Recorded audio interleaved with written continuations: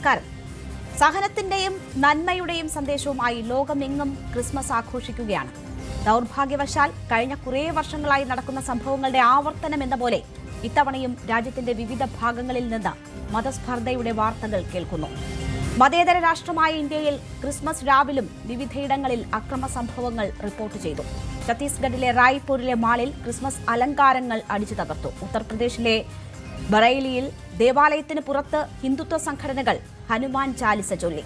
കരോളിനും ക്രൈസ്തവ സ്ഥാപനങ്ങൾക്കും എതിരെയുണ്ടായ അക്രമങ്ങളുടെ തുടർച്ചയാണ് ഈ നന്മയുടെ ദിനത്തിലും കാണുന്നത്.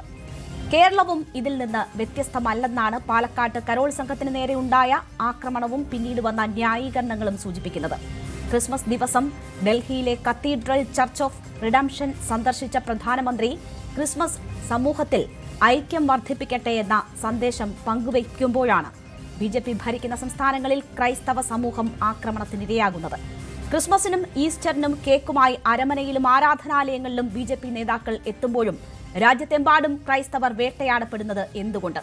ക്രിസ്മസ് സന്ദേശത്തിൽ ആക്രമണത്തിൽ ആശങ്ക പങ്കുവച്ച് സഭാ മേലധ്യക്ഷന്മാർക്ക് സംസാരിക്കേണ്ടി വരുന്നത് എന്തുകൊണ്ടാണ്? ബിജെപിയുടെ നയതന്ത്രം പാളുന്നതെങ്ങനെ?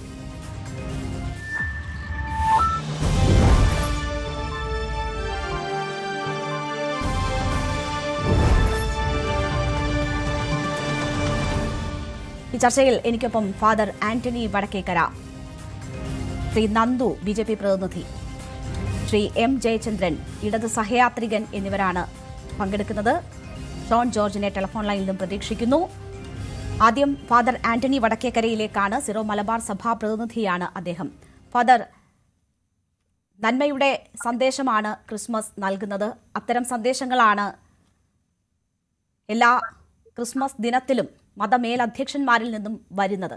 പക്ഷേ ഈ ക്രിസ്മസിൽ മതവിദ്വേഷത്തെക്കുറിച്ച്, വെറുപ്പിനെക്കുറിച്ച്, അതിനെതിരെ മതമേലധ്യക്ഷന്മാർക്ക് സംസാരിക്കേണ്ടി വരുന്ന സാഹചര്യം എന്താണ്? ആദ്യമേ തന്നെ എന്നെ ന്യൂസ് 18 ചാനലിലൂടെ കേട്ടുകൊണ്ടിരിക്കുന്ന എല്ലാവർക്കും ക്രിസ്തുമസിന്റെ സ്നേഹത്തിന്റെയും സമാധാനത്തിന്റെയും സന്തോഷത്തിന്റെയും പ്രത്യാശയുടെയും ആശംസകൾ സ്നേഹത്തോടുകൂടി നേരട്ടെ. രണ്ടാമതായി, ഈ ക്രിസ്മസ് രാത്രിയിൽ മാത്രമല്ല, ഞാൻ ഓർക്കുന്നു കഴിഞ്ഞ ഈസ്റ്റർ രാത്രിയിലും അതുപോലെ തന്നെ കഴിഞ്ഞ വർഷത്തെ ക്രിസ്മസ് രാത്രിയിലും ഇതുപോലെ തന്നെ മതപരമായ തീവ്രവാദ പ്രസ്ഥാനങ്ങളുടെ ആക്രമണങ്ങൾക്ക് വിധേയരായ ക്രൈസ്തവർക്ക് വേണ്ടി സംസാരിക്കാൻ വന്നിരിക്കേണ്ടി വന്നു ചാനലുകളിൽ എന്നുള്ളത് ഇന്ന് ഇന്ത്യ എത്തി നിൽക്കുന്ന ഒരു ദശാസന്ധിയെ, അതോടൊപ്പം തന്നെ ഈ ഇന്ത്യയുടെ മതേതര ആത്മാവിനെ ഏറ്റിരിക്കുന്ന വലിയ മുറിവിനെ വ്യക്തമാക്കുന്ന കാര്യമാണ് എന്ന് ഞാൻ കരുതുക. കാരണം എന്താണെന്ന് ചോദിച്ചാൽ, ഇന്ത്യയുടെ വിവിധ ഭാഗങ്ങളിൽ ഇവിടെ പരാമർശിക്കപ്പെട്ടതുപോലെ തന്നെ ക്രൈസ്തവരെയും ക്രിസ്തുമസ് ആഘോഷങ്ങളെയും ലക്ഷ്യമാക്കിക്കൊണ്ടുള്ള ആക്രമണങ്ങളും ഭീഷണികളും തടസ്സപ്പെടുത്തലുകളും വർദ്ധിച്ചു വരുന്നത് അതീവ ആശങ്കയോടുകൂടെയാണ് ക്രൈസ്തവ വിഭാഗങ്ങൾ ഒന്നാകെയും അതുപോലെ തന്നെ മനസാക്ഷി മരവിച്ചിട്ടില്ലാത്ത എല്ലാ ജനവിഭാഗങ്ങളും നോക്കിക്കാണുന്നത് എന്നാണ് ഞാൻ കരുതുക. കാരണം ചില തീവ്ര മത സാമുദായിക സംഘടനകൾ നടത്തുന്ന ഈ ആക്രമണങ്ങളും അസഹിഷ്ണുതയും ഇന്ത്യയുടെ ബഹുസ്വരമായ സംസ്കാരത്തിനും മതനിരപേക്ഷമായ ആത്മാവിനുമെതിരെയുള്ള വെല്ലുവിളിയായി തന്നെ നാം കാണേണ്ടതുണ്ട് എന്നാണ് ഞാൻ കരുതുന്നത്. കാരണം സമാധാനത്തിന്റെയും സ്നേഹത്തിന്റെയും, ഞാൻ പറഞ്ഞതുപോലെ തന്നെ പ്രത്യാശയുടെയും സന്ദേശം പങ്കുവയ്ക്കുന്ന ക്രിസ്തുമസ് ആഘോഷങ്ങൾ തടസ്സപ്പെടുത്തുന്നതും ആരാധനാ സ്വാതന്ത്ര്യം നിഷേധിക്കുന്നതും നിരപരാധികളായ വിശ്വാസികളെ ഭീഷണിപ്പെടുത്തുന്നതും ജനാധിപത്യ മതേതര രാജ്യത്തിന് ചേർന്നതല്ല എന്നുള്ള കാര്യം എല്ലാവരും അംഗീകരിക്കുമെന്നാണ് ഞാൻ കരുതുന്നത്. ഇന്ത്യൻ ഭരണഘടന എല്ലാ പൗരന്മാർക്കും മതസ്വാതന്ത്ര്യവും വിശ്വാസമനുഷ്ഠിക്കാനുള്ള അവകാശവും ഉറപ്പു നൽകുന്നു. എന്നാൽ ഭരണഘടന നൽകുന്ന ഈ അവകാശത്തെ ഉറപ്പുവരുത്താനുള്ള ബാധ്യത തിരഞ്ഞെടുക്കപ്പെട്ട സർക്കാരുകൾക്കുണ്ട് എന്നുള്ളത് ഒരു കാരണവശാലും സർക്കാരുകൾ മറന്നുപോകാൻ പാടില്ല എന്ന് ഓർമ്മപ്പെടുത്തേണ്ടിയിരിക്കുന്നു. കാരണം മതത്തിന്റെ പേരിൽ അക്രമം പ്രചരിപ്പിക്കുന്നവർക്കെതിരെ കർക്കശമായ നടപടികൾ സ്വീകരിക്കുവാൻ കേന്ദ്ര സർക്കാരും ബന്ധപ്പെട്ട സംസ്ഥാന സർക്കാരുകളും തയ്യാറാകണമെന്ന് ആവർത്തിച്ച് ആവശ്യപ്പെടേണ്ടി വരുന്നത് ഇത് കേവലം ഒറ്റപ്പെട്ട സംഭവമല്ല എന്നുള്ളതും, ഇപ്രകാരം നടക്കുന്ന സംഭവങ്ങൾ ആവർത്തിച്ചു വരുന്നു എന്നുള്ളതും അത് വർദ്ധിച്ചു വരുന്നു എന്നുള്ളതും വലിയ ആശങ്കയ്ക്ക് കാരണമാകുന്നുണ്ട് എന്ന് പറയാതിരിക്കാൻ തരവില്ല. അതുകൊണ്ട് തന്നെയും എല്ലാ മത തീവ്രവാദ പ്രവണതകളെയും നിയന്ത്രിക്കേണ്ടത് സർക്കാരുകളുടെ ഉത്തരവാദിത്വമാണ് എന്ന കാര്യത്തിൽ നമുക്കാർക്കും സംശയമുണ്ടാകുമെന്ന് ഞാൻ കരുതുന്നില്ല. ഒപ്പം തന്നെയും വിശ്വസിക്കുന്ന മതത്തിന്റെ ആചാരങ്ങളും അനുഷ്ഠാനങ്ങളും ആഘോഷങ്ങളും ഭയം കൂടാതെ നടത്താൻ വേണ്ടിയിട്ടുള്ള സാഹചര്യം നമ്മുടെ ഇന്ത്യ രാജ്യത്ത് ഉണ്ടാകണമെന്നാണ് നാം എല്ലാവരും ആവശ്യപ്പെടുന്നത്. മതപരമായ ആഘോഷങ്ങൾ സമാധാനപരമായി നടത്താൻ ന്യൂനപക്ഷമെന്നോ ഭൂരിപക്ഷമെന്നോ ഉള്ള വേർതിരിവില്ലാതെ എല്ലാവർക്കും തുല്യമായ അവകാശമുണ്ട്. അതുകൊണ്ട് തന്നെയും ഏതെങ്കിലും ഒരു മതവിഭാഗത്തിന്റെ ഏതെങ്കിലും ഒരു സമുദായത്തിന്റെ ഇപ്രകാരമുള്ള അവകാശങ്ങളുടെ നേരെയുള്ള കടന്നുകയറ്റമായി മാത്രമേ ഈ ക്രിസ്തുമസുമായി ബന്ധപ്പെട്ട്, ക്രിസ്മസ് കരോളുകളുമായി ബന്ധപ്പെട്ട്, ക്രിസ്തുമസ് ആഘോഷങ്ങളുമായി ബന്ധപ്പെട്ട്, ക്രിസ്തുമസ് ആരാധനയുമായി ബന്ധപ്പെട്ട് ക്രൈസ്തവ ദേവാലയങ്ങൾക്ക് നേരെയും കരോൾ സംഘങ്ങൾക്ക് നേരെയും അതുപോലെ തന്നെയും ചില സ്കൂളുകളിലും മറ്റും ഉണ്ടായിരിക്കുന്ന ഇപ്രകാരമുള്ള പ്രശ്നങ്ങളെ നമുക്ക് കാണാൻ വേണ്ടി സാധിക്കുകയുള്ളൂ.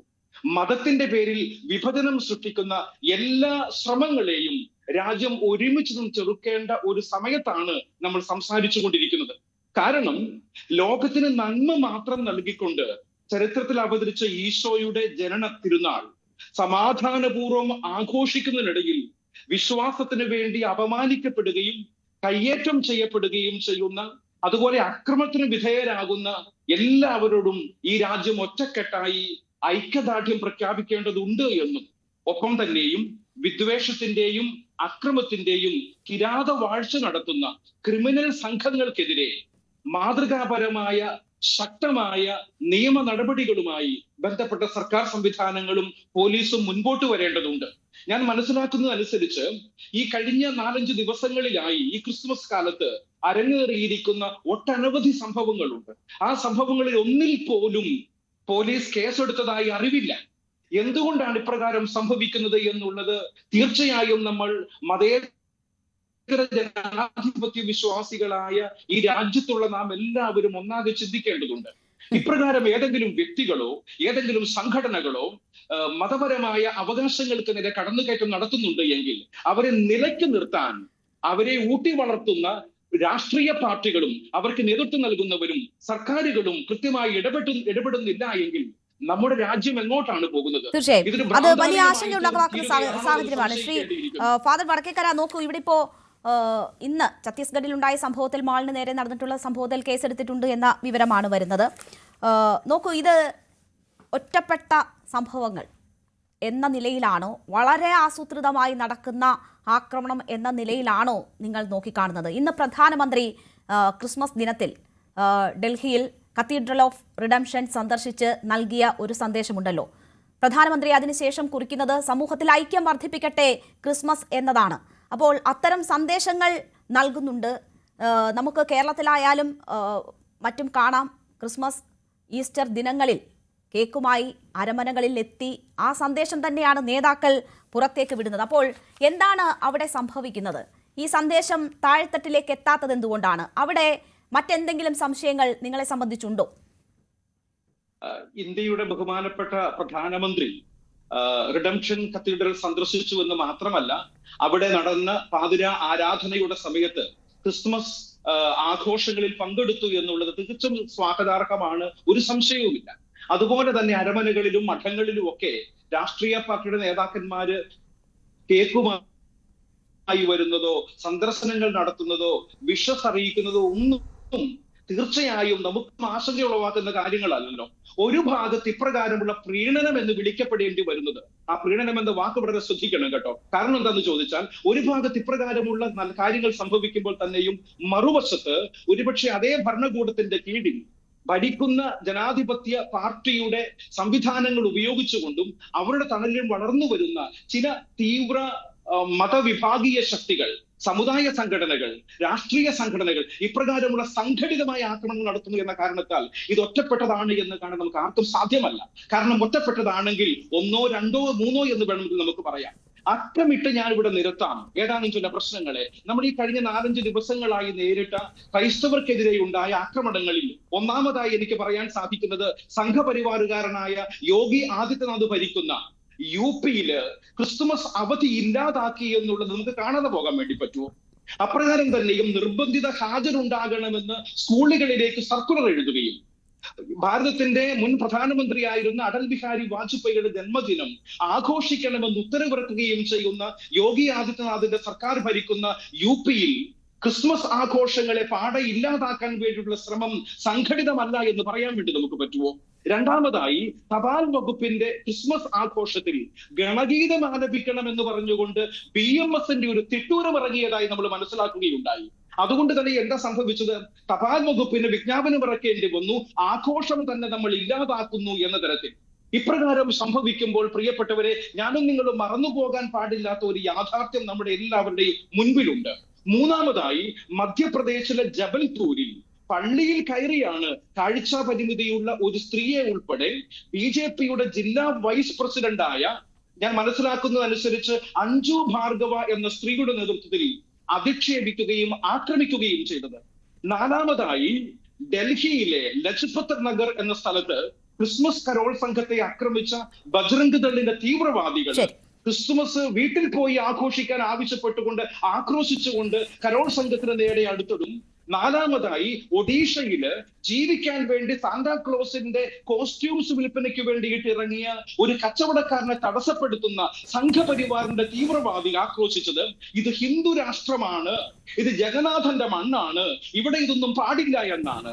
അഞ്ചാമതായി, ഛത്തീസ്ഗഡിൽ ഒരു പള്ളി തകർക്കുകയും ഒരു ക്രൈസ്തവ വിശ്വാസികളുടെ വീട് അഗ്നിക്കിരയാക്കുകയും ചെയ്തു എന്നുള്ളത് ഭയപ്പെടുത്തുന്ന കാര്യമല്ലേ? ആറാമതായി, ആസാമിലെ നെൽബാരി എന്ന സ്ഥലത്ത് സെയിന്റ് മേരി സ്കൂളിൽ കയറി ഒരു ഹിന്ദു വിശ്വപരിഷത്തിന്റെ ആൾക്കാര് അവിടെയുള്ള ക്രിസ്മസ് ഡെക്കറേഷൻസ് മുഴുവനായും കത്തിച്ചു കളയുകയും അവിടെയുള്ള ഒരു കടയിൽ കയറി വിൽക്കാൻ വെച്ചിരുന്ന ക്രിസ്മസ് സാധനങ്ങൾ വലിച്ചെറിയുകയും ചെയ്തത് നമ്മളെ ആരെയും ഞെട്ടിപ്പിക്കുന്നില്ലേ?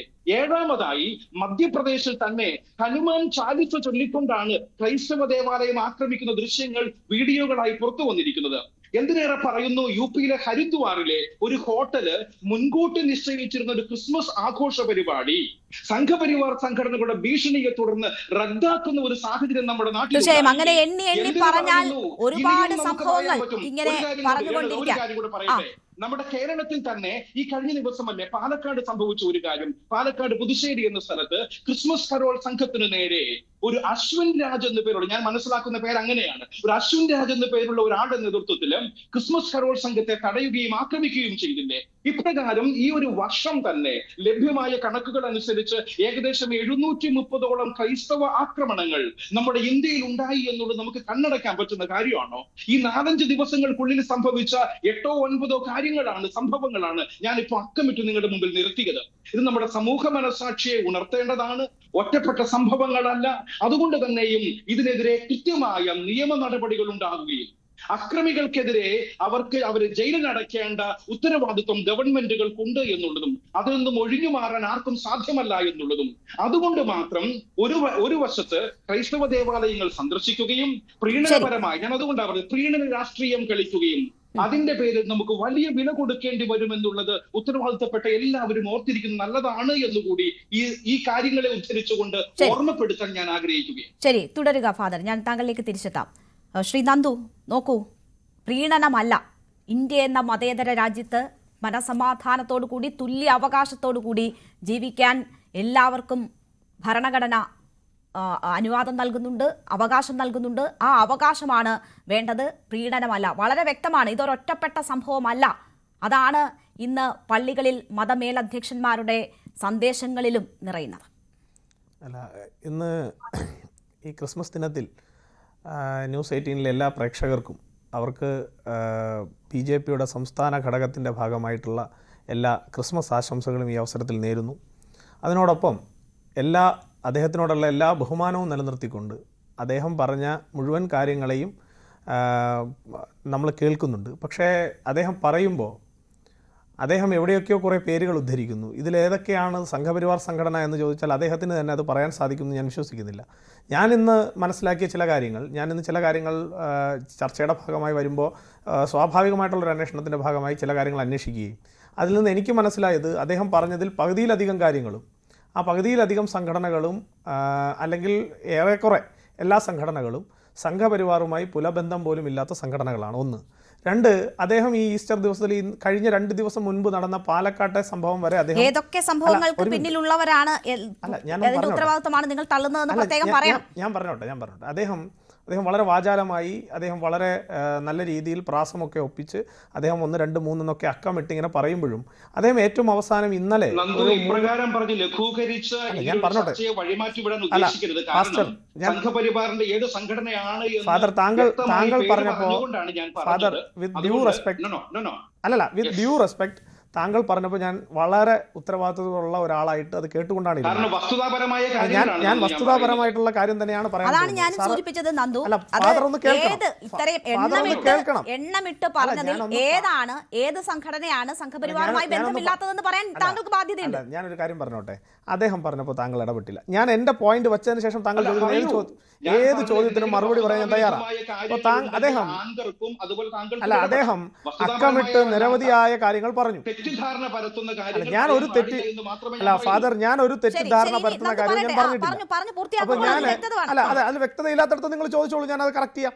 അപ്പൊ ഞാൻ പറഞ്ഞു വന്നത്, അദ്ദേഹം ഇത്രയധികം കാര്യങ്ങൾ പറഞ്ഞു വരുമ്പോഴും ഇന്നലെ, അതായത് ക്രിസ്മസ് തലേന്ന് ഈ ആലപ്പുഴ ജില്ലയിലെ ഒരു ചാരുമൂട് എന്നാണ് ഞാൻ വിശ്വസിക്കുന്നത്, അല്ലെങ്കിൽ ഞാൻ ഓർക്കുന്നത് അങ്ങനെയാണ്. ചാരുമൂട് പ്രദേശത്ത് 3 വയസ്സുള്ളൊരു പിഞ്ചു കുഞ്ഞിനെ ഡിവൈഎഫ്ഐയുടെ ഒരു മേഖലാ സെക്രട്ടറി കമ്പ് കൊണ്ട് തല്ലുന്നത് കണ്ടിട്ടും അദ്ദേഹം പറഞ്ഞു വരുമ്പോൾ ഞാൻ വിചാരിച്ചതില്ല, വളരെ ലിബറലായി അദ്ദേഹം അതും കൂടി ചേർത്ത് പറയും. കാരണം ഇന്നലെ നടന്നതാണ്, ക്രിസ്മസ് തലേന്ന് നടന്നതാണ്. അപ്പോൾ അതും കൂടി ചേർത്ത് അദ്ദേഹം പറയും എന്നാണ് ഞാൻ പ്രതീക്ഷിച്ചത്. അപ്പോൾ അദ്ദേഹം അത് പറയാതെ അത് മാത്രമായി ഒഴിവാക്കി നിർത്തിക്കൊണ്ട് അദ്ദേഹം പറയുന്നതിൻ്റെ പിന്നിലെ രാഷ്ട്രീയം എന്താണ് എന്ന് കേരളത്തിലെ ജനങ്ങൾ മനസ്സിലാക്കാതെ പോകും എന്ന് അദ്ദേഹം ധരിക്കേണ്ടതില്ല. ഒന്ന്. രണ്ടാമത്തെ കാര്യം, ഞാൻ ഫാദർ ഇതിനകത്ത് സഹിഷ്ണുതയുടെ ഫാദർ എന്തുകൊണ്ട് അത് പറയാതെ പോയത്? ഞാൻ ഇവിടെ പറഞ്ഞു പോയ കാര്യങ്ങളെല്ലാം ഫാദർ എന്താ ഇന്നലെ ഫാദർ ഏറ്റവും അവസാനം ഫാദർ താങ്കൾ 4 ദിവസം മുൻപുള്ള ഞാൻ താങ്കളോടൊരു വാദപ്രതിവാദത്തിലില്ല. ബന്ധപ്പെട്ട് സംഭവിച്ച ആക്രമണങ്ങളെ ഞാൻ അതാ പറഞ്ഞത്. ഫാദർ അങ്ങനെ പറഞ്ഞു വരുമ്പോ ഞാൻ ചോദിക്കട്ടെ, ഫാദർ അങ്ങനെ പറഞ്ഞു വരുമ്പോ താങ്കൾ പറഞ്ഞതിൽ ഈ പാലക്കാട്ടെ വിഷയം, പാലക്കാട് പുതുശ്ശേരിയിൽ നടന്ന വിഷയത്തിൽ അവിടുത്തെ സഭയുടെ നേതാവ് ബിഷപ്പ് തന്നെ നേരിട്ട് വന്ന് പറഞ്ഞു, ആ കരോൾ സംഘവുമായി ബന്ധപ്പെട്ടിട്ടുള്ള യാതൊന്നും ഞങ്ങൾക്കറിയില്ല. അങ്ങനെ ഒരു കരോൾ സംഘം ഞങ്ങളുടെ, അതായത് ക്രൈസ്തവ സമൂഹത്തിൻ്റെ ഭാഗത്തു നിന്നും ഉണ്ടായിട്ടില്ല. അതേതോ അവിടെയുള്ള പ്രാദേശികമായിട്ടുള്ള ഏതോ ഒരു സംഘമാണ് എന്ന് അദ്ദേഹം തന്നെ വളരെ ഉത്തരവാദിത്തത്തോടു കൂടി പറഞ്ഞു. ആ വിഷയം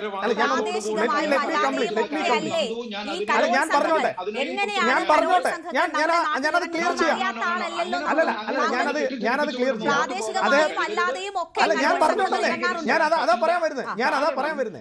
അപ്പൊ അങ്ങനെയുള്ള ആ സഭയുടേതല്ലാത്ത, അല്ലെങ്കിൽ സഭയ്ക്ക് നേരിട്ട് പങ്കില്ലാത്ത ഒരു കരോൾ സംഘത്തെ ആരോ ആക്രമിച്ചതുമായി ബന്ധപ്പെട്ടിട്ടുള്ള കാര്യം വരെ ഫാദർ ഉദ്ധരിക്കുമ്പോൾ എന്തുകൊണ്ടാണ് ഇന്നലെ ക്രിസ്മസ് തലേന്ന് ഇത്തരത്തിൽ 3 വയസ്സുകാരിയായ ഒരു കുഞ്ഞിനെ അടിച്ചു എന്നാണ് ഞാൻ കണ്ട വീഡിയോയിൽ നിന്ന് എനിക്ക് മനസ്സിലായത്.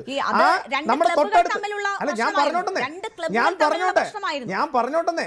അപ്പൊ അങ്ങനെ നടന്നിട്ട് പോലും 3 വയസ്സുകാരിയായ ഒരു പിഞ്ചു കുഞ്ഞിനെ തല്ലിയിട്ട് പോലും ഫാദർ പറഞ്ഞു വന്ന സെനാരിയോയ്ക്കകത്ത് അത് വന്നില്ല എന്നുള്ള ഒരു സാങ്കേതികമായിട്ടുള്ള പിഴവ്, അദ്ദേഹം സാങ്കേതികമായി സംഭവിച്ചതാണെങ്കിൽ ആ സാങ്കേതികമായ പിഴവ് ഞാൻ ചൂണ്ടിക്കാട്ടി എന്നുള്ളതേ ഉള്ളൂ.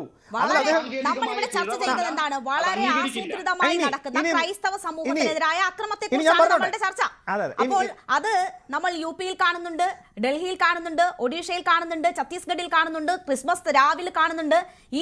ഈ അത്രയും ഗൗരവമുള്ള വളരെ ആസൂത്രിതമായി നടക്കുന്ന, അത് ഈ വർഷം മാത്രമല്ല കഴിഞ്ഞ വർഷങ്ങളിലും നടക്കുന്ന അതിന്റെ തുടർച്ച എന്ന തവണ ഇത്തവണ അരങ്ങേറുമ്പോൾ അത്രയും ഗൗരവമായ വിഷയത്തിലാണ് നമ്മൾ ചർച്ച നടക്കുന്നത്. അത് ഏതെങ്കിലും പ്രദേശത്ത് പ്രാദേശികമായി ഉണ്ടാകുന്ന തർക്കങ്ങൾ അതുമായി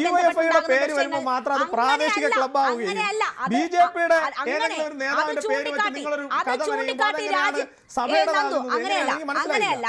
രാജ്യമെമ്പാടും നടക്കുന്ന ആക്രമണങ്ങൾ, അത് തുടർന്ന് വരുന്ന ആക്രമണങ്ങളുടെ കാര്യം പറയുമ്പോൾ ആലപ്പുഴയിൽ ഇവിടെ ക്ലബിൽ ഒരു കുട്ടിക്ക് അടികൊണ്ടു എന്ന് പറഞ്ഞത് ലഘൂകരിക്കുകയല്ല. അത് തള്ളിക്കളയുന്നു എന്നല്ലല്ലോ, അത് തള്ളിക്കളയുന്നതല്ല. അവിടെ ക്ലബുകൾ തമ്മിലുള്ള പ്രശ്നമാണെന്നുള്ളതാണ് ഞാൻ മനസ്സിലാക്കുന്നത്. ആങ്കറിനോട് ഞാൻ ചോദിക്കട്ടെ, വളരെ നിഷ്പക്ഷമായാണ് ഫാദർ സംസാരിച്ചതെങ്കിൽ ഫാദർ പറഞ്ഞു വന്ന ഒരു സെനാരിയോയിൽ ഞാൻ ഇടപെട്ടില്ലല്ലോ. ഫാദർ പറഞ്ഞു വന്ന എല്ലാ സെനാരിയും ഞാൻ കേട്ടല്ലോ. അപ്പോൾ ഏറ്റവും അവസാനം ഇന്നലെ ക്രിസ്മസ് തലേന്ന് നടന്ന കാര്യം കൂടി ഫാദർ പറഞ്ഞിരുന്നെങ്കിൽ ഞാൻ ഒരു പക്ഷേ ഈ വിഷയത്തിൽ ഇങ്ങനെ ഒരു ഡൈവേർഷൻ്റെ ആവശ്യമില്ല. അതെന്തുകൊണ്ട് മനഃപൂർവ്വമായി മറന്നു പോകുന്നു? സഭയ്ക്ക് ബന്ധമില്ലാത്ത പുതുശ്ശേരിയിലെ വിഷയം, പാലക്കാട്ടെ വിഷയം അദ്ദേഹത്തിന് പറയാൻ പറ്റുന്നുണ്ട്. അപ്പൊ എന്തുകൊണ്ടാണ് ഇവിടെ മാത്രം മറന്നു പോകുന്നത്? അപ്പൊ അവിടെ ഒരു ദുഷ്ടലാക്കില്ലേ എന്ന ചോദ്യമാണ് ഞാൻ ചോദിച്ചത്. അല്ലാതെ ഞാൻ അദ്ദേഹം പറഞ്ഞ ഏതെങ്കിലും ഒരു കാര്യത്തെ കണ്ടം ചെയ്യല്ല. ഇനി ഞാനൊരു കാര്യം ചോദിക്കാം. അദ്ദേഹം പറഞ്ഞല്ലോ പല സ്ഥലങ്ങളുടെ വിഷയം അദ്ദേഹം പറഞ്ഞു. അതിൽ അദ്ദേഹം പറയട്ടെ, എവിടെയാണ് സംഘപരിവാറിന്റെ ഒരു സംഘടന നേരിട്ട്? സംഘപരിവാർ സംഘടന എന്ന് പറയുമ്പോൾ സംഘത്തിന്റെ മുഴുവൻ പ്രസ്ഥാനങ്ങളെ നിങ്ങൾ എടുത്തോളൂ, BJP ഉൾപ്പെടെയുള്ള മുഴുവൻ പ്രസ്ഥാനങ്ങളും. ഇതിൽ ഏതെങ്കിലും ഒരു സംഘടന ആസൂത്രിതമായി ഏതെങ്കിലും ഒരു പ്രദേശത്ത് ഇത്തരത്തിൽ ക്രൈസ്തവ ദേവാലയത്തെയോ ക്രൈസ്തവ സഭകളെയോ ആക്രമിച്ചൊരു സ്ഥലം പറയട്ടെ. ഇപ്പൊ തൊട്ടടുത്ത് നമുക്ക് ഒരുപാട് കാര്യങ്ങൾ അദ്ദേഹം പറഞ്ഞല്ലോ. ഒരു സ്ഥലം പറയട്ടെ, ഒരു സ്ഥലം. ഞാൻ പല സ്ഥലങ്ങളും അക്കമിട്ട് നിരത്തി പറഞ്ഞു. താങ്കൾ പറയുമ്പോൾ ആ സംഘടന എന്ന് പറഞ്ഞു.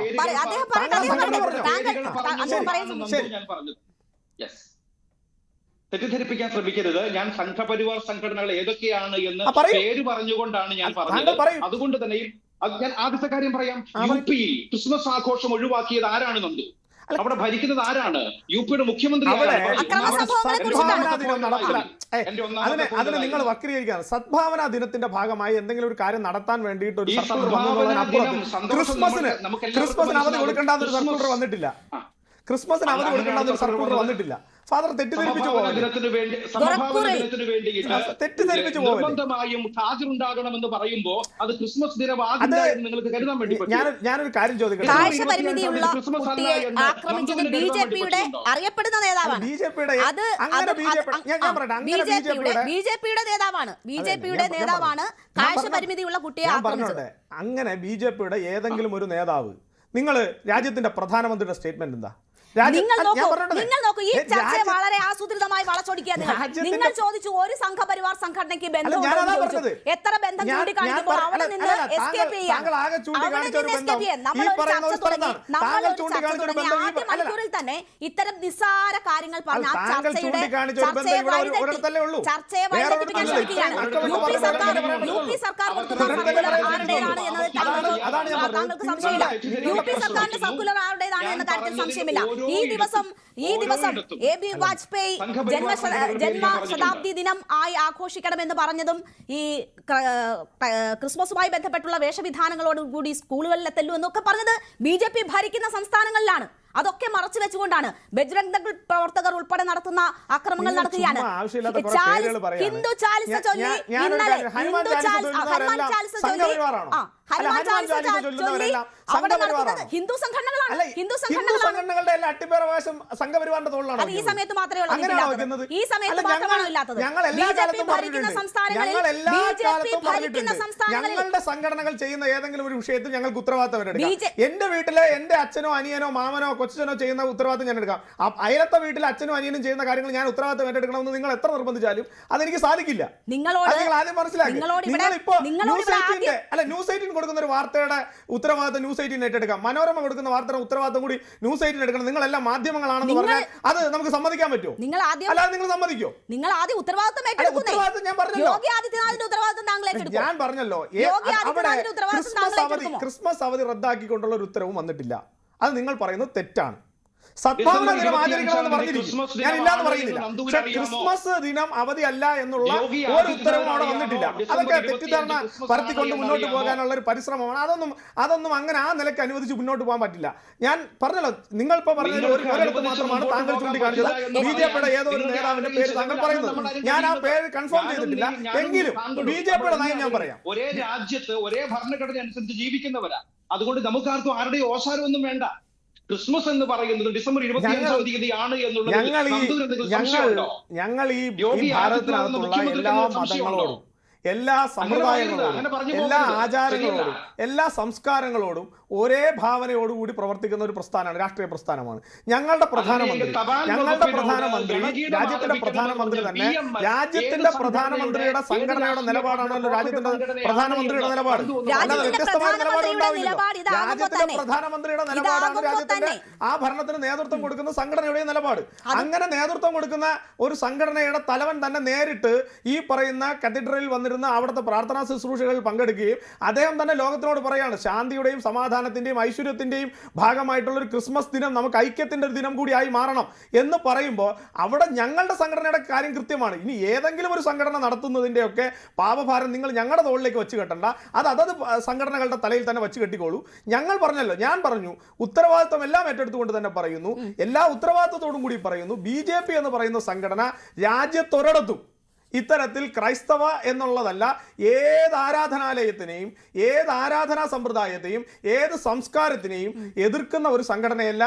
എല്ലാ സംഘടനകളെയും എല്ലാ ആശയങ്ങളെയും എല്ലാ ആരാധനാലയങ്ങളെയും ഒരുമിച്ച് കൊണ്ടുപോകണം എന്ന് ആഗ്രഹിക്കുന്ന സംഘടന. ഞാൻ പറഞ്ഞല്ലോ, കഴിഞ്ഞ ദിവസം ഞങ്ങളുടെ സംസ്ഥാന ജനറൽ സെക്രട്ടറി തന്നെ പറഞ്ഞു, ഞങ്ങളുടെ ഒരു ഓഫീസിനകത്ത് ചാപ്പൽ തന്നെയുള്ള സംസ്ഥാനങ്ങളുണ്ട് ഞങ്ങൾക്ക്. അപ്പോൾ അങ്ങനെയുള്ള ഒരു സംഘടന സ്വന്തം ഓഫീസിനകത്ത് ഈ ശുശ്രൂഷയ്ക്കുള്ള ചാപ്പൽ നിർമ്മിച്ചു കൊടുക്കുന്ന ഒരു സംഘടന എങ്ങനെയാണ് നിങ്ങൾ ഈ പറയുന്ന നിലയിലേക്ക് ഒരു എതിർ ദിശയിലേക്ക് സഞ്ചരിക്കാൻ സാധിക്കുന്നത്? അതൊക്കെ വെറും അടിസ്ഥാനരഹിതമാണ്. സർക്കാർ ഇറക്കുന്ന സർക്കുലർ അത് BJP സർക്കാരിന്റെ ഉത്തരവാദിത്തമല്ല, BJPയുടെ ഉത്തരവാദിത്തമല്ല. ഡൽഹിയിൽ നടക്കുന്ന സംഭവങ്ങൾ അങ്ങനെ ഉത്തരവാദിത്തമല്ല. BJP ഭരിക്കുന്ന സംസ്ഥാനങ്ങളിൽ നടക്കുന്ന ഈ അക്രമ സംഭവങ്ങൾക്കെതിരെ ഞാൻ പറയട്ടെ നന്ദു,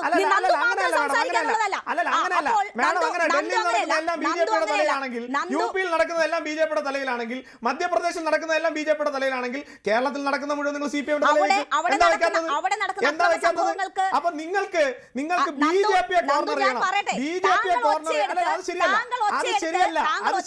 താങ്കൾ ഒച്ചയെടുത്താൽ ഞാൻ ഒച്ചയെടുക്കും. താങ്കൾ അങ്ങനെ ഒരു സ്റ്റേറ്റ്മെന്റ് നടത്തി പോകുന്നത്, താങ്കൾ ഒരു നിഷ്പക്ഷ നിലപാടെടുത്താണ് ആങ്കർ നിൽക്കുന്നതെങ്കിൽ ഇത്തരത്തിലുള്ള നിലപാടല്ല പറയേണ്ടത്. അങ്ങനെ താങ്കൾ ഡൽഹിയിൽ നടന്നതെല്ലാം BJP-യുടെ തലയിലാണെങ്കിൽ ഇവിടെ ഈ പറഞ്ഞ കേരളത്തിൽ നടക്കുമ്പോൾ നിങ്ങൾ CPM-യുടെ തലയിൽ വെക്ക്, കർണാടകയിൽ നടക്കുമ്പോൾ കോൺഗ്രസിന്റെ തലയിൽ വെക്ക്, ഹിമാചലിൽ നടക്കുമ്പോൾ കോൺഗ്രസിന്റെ ഇവിടെ വാജ്പേയി ജന്മശതാബ്ദി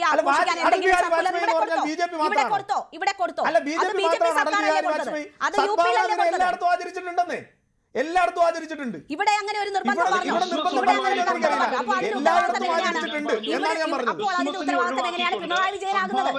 നിങ്ങൾ എന്തിനാണ് ഈ വല്ലയിടത്തും അക്രമം നടക്കുന്നത് മുഴുവൻ BJP-യുടെ തോളിൽ തന്നെ വെക്കണം? നിങ്ങൾക്ക് എന്താ ആഗ്രഹം? അതെനിക്ക് മനസ്സിലാവാത്തതുകൊണ്ട് നിങ്ങൾ അതിന്റെ സത്യം മനസ്സിലാക്കിയോ? അതിലെ ഏത് സംഘടനയാണെന്ന് മനസ്സിലാക്കിയോ? ആ സംഘടനയും BJP-യുമായിട്ട് അല്ലെങ്കിൽ സംഘപ്രസ്ഥാനങ്ങളുമായി ബന്ധമുണ്ടോ എന്ന് മനസ്സിലാക്കിയോ? അതിനകത്ത് നിങ്ങൾ പറഞ്ഞു, നിങ്ങൾക്ക് ഡയറക്റ്റ്ലി ചൂണ്ടിക്കാണിക്കാൻ സാധിക്കുന്നത് ഒരു സംഭവമാണ്. ആ സംഭവത്തിൽ ഞാൻ പറഞ്ഞു, അങ്ങനെ ഏതെങ്കിലും ഒരാൾ ചെയ്തിട്ടുണ്ടെങ്കിൽ അത് BJP-യുടെ നിലപാടല്ല. BJP-ക്ക് ഒരു മതവിഭാഗത്തിനോടും ഒരു ആരാധനാ സമ്പ്രദായത്തോടും BJP-ക്ക് എതിർപ്പുമില്ല. BJP അതിനെ ഒന്നും തടയുന്ന പാർട്ടിയുമല്ല. താങ്കൾ ഉച്ചത്തിൽ ശബ്ദമെടുത്തും വസ്തുതാവിരുദ്ധമായ കാര്യങ്ങൾ പറഞ്ഞും ചർച്ച ചെയ്യിക്കാമെന്ന കാര്യത്തിൽ ഞാൻ താങ്കളിലേക്ക് വരാം. ശ്രീ എം ജയചന്ദ്രൻ, ഉത്തരേന്ത്യയിൽ ഇത് ആവർത്തിച്ച് നടക്കുന്ന സംഭവങ്ങളാണ്. അതിന്റെ ആവർത്തനം ഇത്തവണയും ഉണ്ടായിട്ടുണ്ട്. അത് നമ്മൾ ദൗർഭാഗ്യവശാൽ ഈ ദിവസം തന്നെ നമുക്ക് ചർച്ച ചെയ്യേണ്ടിയും വരുന്നു. പക്ഷേ നമ്മൾ അഭിമാനം കൊള്ളുന്ന നമ്മുടെ നാട്ടിൽ പാലക്കാട്ടും അതിന് സമാനമായ ഒരു സംഭവം അരങ്ങേറി. അതിനെതിരെ വലിയ രീതിയിലുള്ള പ്രതിഷേധങ്ങളും മറ്റുമൊക്കെ നടക്കുകയും ഐക്യദാർഢ്യ പരമായിട്ടുള്ള പലതരത്തിലുള്ള പ്രവർത്തനങ്ങൾ നടക്കുകയും ഒക്കെ ചെയ്തുവെങ്കിലും ആ അനിഷ്ട സംഭവം അങ്ങനെ ഒന്ന് കേരളത്തിലും അരങ്ങേറുന്ന സാഹചര്യം ഉണ്ടായിട്ടുണ്ട്. അപ്പോൾ ഇതിങ്ങനെ പടർന്ന് പന്തലിക്കുകയാണോ രാജ്യമെമ്പാടും? രേണുക, ആദ്യം തന്നെ രേണുകയ്ക്കും ഈ പാനലിസ്റ്റുകളായ വടക്കേക്കര അച്ഛനും നന്ദുവിനും ന്യൂസ് 18-ന്റെ മുഴുവൻ പ്രേക്ഷകർക്കും എൻ്റെ ഊഷ്മളമായ ക്രിസ്മസ് ആശംസകൾ. ഇത് ഈ പിന്നെ ഇപ്പൊ ഈ ഡിബേറ്റ് അരമണിക്കൂർ കണ്ടുകൊണ്ടിരിക്കുന്ന പ്രേക്ഷകന്റെ ഈ സമനില തെറ്റുന്ന രീതിയിലാണല്ലോ ഈ ഇവിടെ നടക്കുന്ന സംഭാഷണങ്ങളെല്ലാം ഇപ്പൊ നടത്തിക്കൊണ്ടിരിക്കുന്ന രേണുക. കഷ്ടം കേട്ടോ. ഈ ഒരു കാര്യം പറയാം, ഒരു കാര്യം ഡാറ്റയാണ്. ഞാനെന്തൊക്കെ ഡാറ്റയൊന്നുമല്ല. പിന്നെ ഇത് യുണൈറ്റഡ് ക്രിസ്ത്യൻ ഫോറം എന്നൊരു സംഘടനയുണ്ട്, ക്രൈസ്തവ സഭകളുടെ ഒരു നേതൃത്വമുള്ളതാണ് യുണൈറ്റഡ് ക്രിസ്ത്യൻ ഫോറം. അവര് നൽകിയിട്ടുള്ള സമൂഹത്തിൽ പ്രസിദ്ധീകരിച്ചിട്ടുള്ള, സമൂഹം അറിയണമെന്ന് കരുതി പ്രസിദ്ധീകരിച്ചിട്ടുള്ള ഡാറ്റയിൽ പറയുന്നത് BJP-യുടെ ഭരണത്തിന് കീഴിൽ ക്രിസ്ത്യൻ വിരുദ്ധ സംഭവങ്ങളുടെ ദേശീയ വർധനവിനെ കുറിച്ച് ആ ഡാറ്റയിൽ പറയുന്നു. 2014 അത് 127 കേസുകളായിരുന്നു ഇന്ത്യയിലെമ്പാടുമായിട്ടുണ്ടായിരുന്നത് എങ്കിൽ 2024 ഡിസംബറിലാകുമ്പോഴേക്ക് അത് 834 ഉയർന്നിട്ടുണ്ട്. ഇത് ഡാറ്റയാണ്. ആ ഡാറ്റ പ്രസിദ്ധീകരിച്ചിട്ടുള്ളതാണ് ഒന്ന്. അടുത്ത വേറൊരു കണക്ക് ബഹുമാനപ്പെട്ട നമ്മുടെ പ്രധാനമന്ത്രി ശ്രീ നരേന്ദ്രമോദിയുടെ ആത്മമിത്രം എന്ന് അദ്ദേഹം തന്നെ പറയുന്ന ആളാണല്ലോ US പ്രസിഡന്റ്. അത് ആ US commission on international religious freedom, USCIRF, അവരും ഹ്യൂമൻ റൈറ്റ്സ് വാച്ചും തുടങ്ങിയവര് പ്രസിദ്ധീകരിച്ചിട്ടുള്ള റിപ്പോർട്ടുകളിൽ BJP നയിക്കുന്ന ഇന്ത്യൻ സർക്കാരിന് കീഴിൽ മതന്യൂനപക്ഷങ്ങൾക്കെതിരായ വിവേചനപരമായ നയങ്ങൾ, വിദ്വേഷകരമായ വാചാടോപങ്ങൾ പറഞ്ഞിരിക്കുന്നത്, ആ വാചാടോപങ്ങൾ ഒക്കെ നിരന്തരം വർദ്ധിച്ചു വരിക മാത്രമല്ല അസംഖ്യം വർദ്ധിക്കുന്നു എന്നാണ് അവർ റിപ്പോർട്ട് ചെയ്യുന്നത്. ഇതൊക്കെ ഞാൻ പറഞ്ഞത് ഇത് ഡാറ്റയാണ്. ഞാനോ നന്ദുവോ വടക്കേക്കര അച്ഛനോ രേണുകയോ സമ്പാദിച്ച് പുറത്തുവിടുന്ന വിവരങ്ങളൊന്നും അല്ല.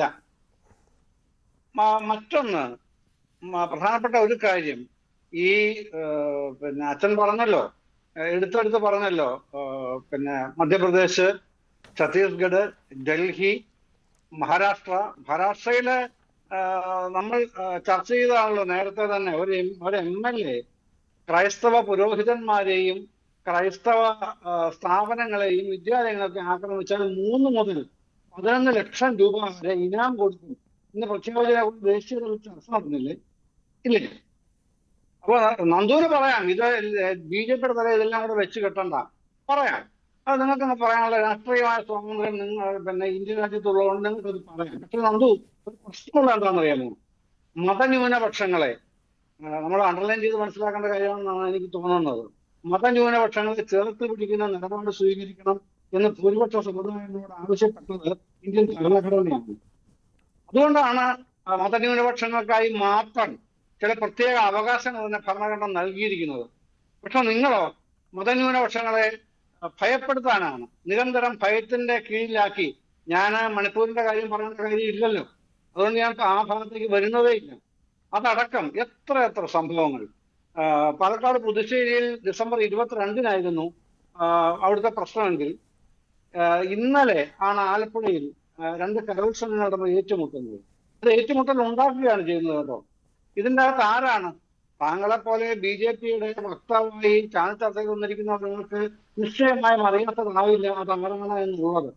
അതുപോലെ തിരുവനന്തപുരത്തെ പ്രസിദ്ധമായ വിദ്യാലയത്തിൽ ക്രൈസ്തവ ഈ ഗൈഡ് ലൈൻസിൽ അല്ലെങ്കിൽ പ്രാർത്ഥനയിൽ അത്തരത്തിലുള്ള ഒരു കാര്യങ്ങളും ക്രൈസ്തവ ദർശനങ്ങളോ ക്രൈസ്തവ സ്നേഹം പഠിപ്പിക്കുന്നതുമായ ഒന്നും ഉണ്ടാകാൻ പാടില്ല. അത് അവർക്ക് പറ്റിയൊരു അബദ്ധം എന്താണെന്നറിയാമോ നന്ദു? ക്രൈസ്തവ സ്നേഹം എന്ന് അറിയാതെ വന്നു പോയിട്ടുണ്ട് അതിൽ കേട്ടോ, ആ ഒരു ഉത്തരവിൽ, സർക്കുലറിൽ. അപ്പൊ ക്രൈസ്തവർ പഠിപ്പിക്കുന്ന സ്നേഹമാണെന്നുള്ളത് അറിയാതാണെങ്കിൽ അംഗീകരിക്കുന്നത് ഈ കൂട്ടർ, അത് മറ്റൊരു സംഗതി. എന്തിനാണിത്? അതാണല്ലോ നമ്മുടെ ഇന്നത്തെ ഡിബേറ്റിന്റെ ന്യൂക്ലിയസ്. അതാണല്ലോ എന്തിനാണ് ഇത് ചെയ്യുന്നത്. കേരളത്തിൽ കാസ പോലുള്ള സംഘടനകളുണ്ട്. അവരെന്താണ് ചെയ്തുകൊണ്ടിരിക്കുന്നത്? കഴിഞ്ഞ ഏതാനും ദിവസങ്ങളായി കാസയുടെ വക്താക്കളായിട്ടുള്ളത് എന്തൊക്കെയാണ് പറഞ്ഞുകൊണ്ടിരിക്കുന്നത് ഞാനതൊന്നും ആവർത്തിക്കാൻ ഉദ്ദേശിക്കുന്നില്ല. കാരണം നമുക്ക് നമ്മളെല്ലാം കേട്ട് തഴമ്പിച്ചു കഴിഞ്ഞതാണ്.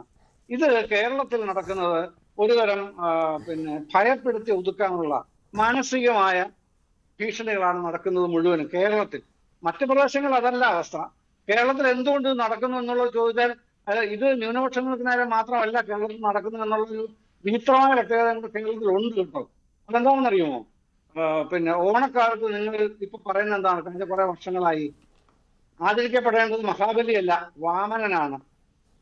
അതാണ് ഓണത്തിന്റെ സന്ദേശം, വാമനന്റെ സന്ദേശമായിരിക്കണം എന്ന് പ്രചരിപ്പിക്കാൻ നിരന്തരം ശ്രമിക്കുന്നവരാണ് കഴിഞ്ഞ കുറെ കാലമായി BJP ഉൾപ്പെടെയുള്ള പരിവാർ സംഘടനകളെല്ലാം. എന്നിട്ട് എന്തായി അതിന്റെ ഒരു ആക്സസിബിലിറ്റി, അല്ലെങ്കിൽ ജനങ്ങൾ അതിനെ എങ്ങനെയാണ് സ്വീകരിച്ചത് എന്നുള്ളത് ഒന്ന് മെഷർ ചെയ്യാൻ നിങ്ങൾ എന്തെങ്കിലും ശ്രമിച്ചിട്ടുണ്ടോ നന്ദു? സംഘടനാപരമായി ഇപ്പൊ BJPക്ക് ഞാൻ മനസ്സിലാക്കിയെടുത്തോളം എന്നെ കൊണ്ട് കഴിയാവുന്ന രീതിയിൽ നിങ്ങളുടെ പരിവാർ സംഘടനകളെ കുറിച്ച് പഠിക്കാൻ ഞാൻ ശ്രമിച്ചിട്ടുള്ള ഒരാളാണ്. 85ഓളം സംഘടനകളുണ്ട് നിങ്ങളുടെ ഈ പരിവാർ പ്രസ്ഥാനത്തിൽ.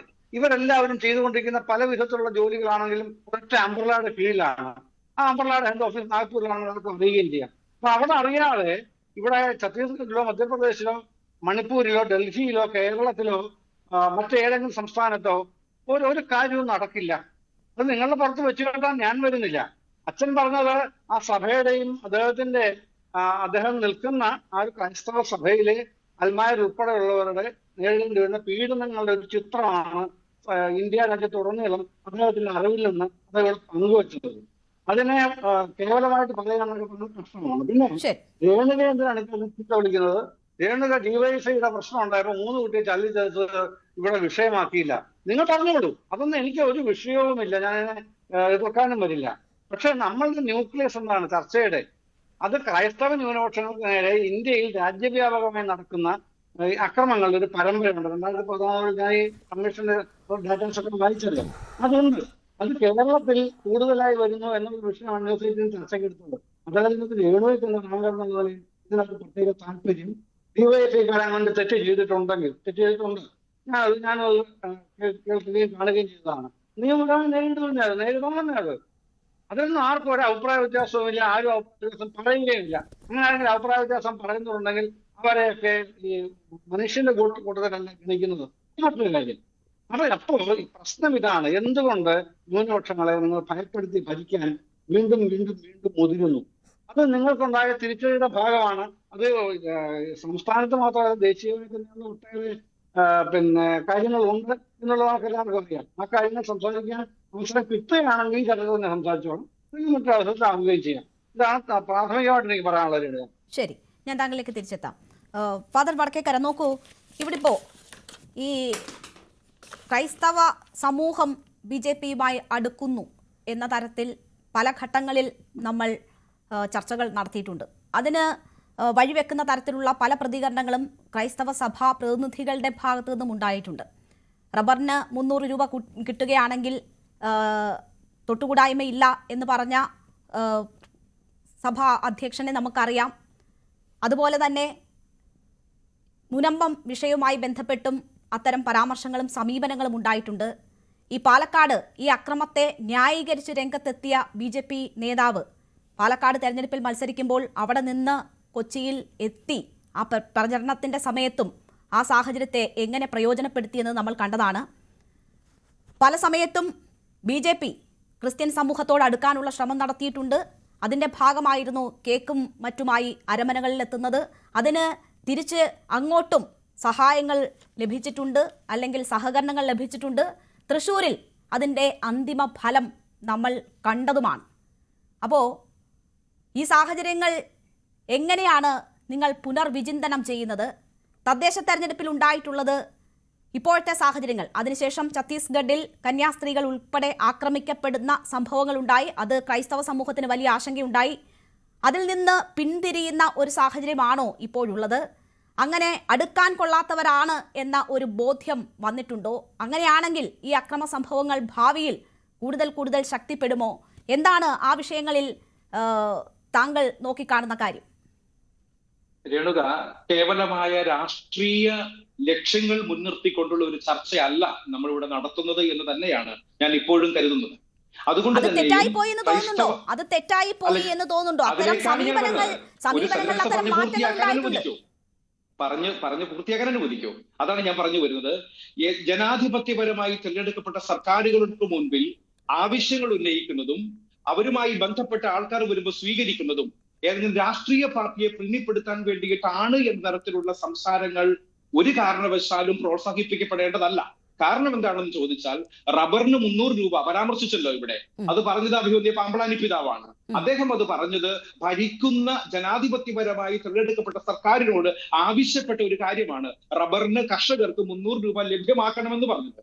അതുപോലെ തന്നെ മുനമ്പത്തുണ്ടായ പ്രശ്നവുമായി ബന്ധപ്പെട്ട് കേന്ദ്ര സർക്കാർ വഖഫ് വിഷയത്തിൽ ഇടപെടണമെന്നും നിയമപരമായ പരിരക്ഷ അവർക്ക് നൽകണമെന്നും അവർക്ക് നികുതി അടയ്ക്കാനും റവന്യൂ അവകാശങ്ങൾ അവർക്ക് പുനർക്രമീകരിച്ച് നൽകണമെന്നുമാണ് നമ്മൾ ആവശ്യപ്പെട്ടത്. അതുകൊണ്ട് ഏതെങ്കിലും രാഷ്ട്രീയ പാർട്ടിക്കുള്ള ഒരു തുറന്ന ഓപ്പൺ ആയിട്ടുള്ള ഏതെങ്കിലും തരത്തിലുള്ള ഒരു നമ്മൾ കൊടുക്കുന്ന ഒരു ഐക്യദാർഢ്യമായി അതിനെ കാണേണ്ടതില്ല എന്ന് തന്നെയാണ് കരുതുന്നത്.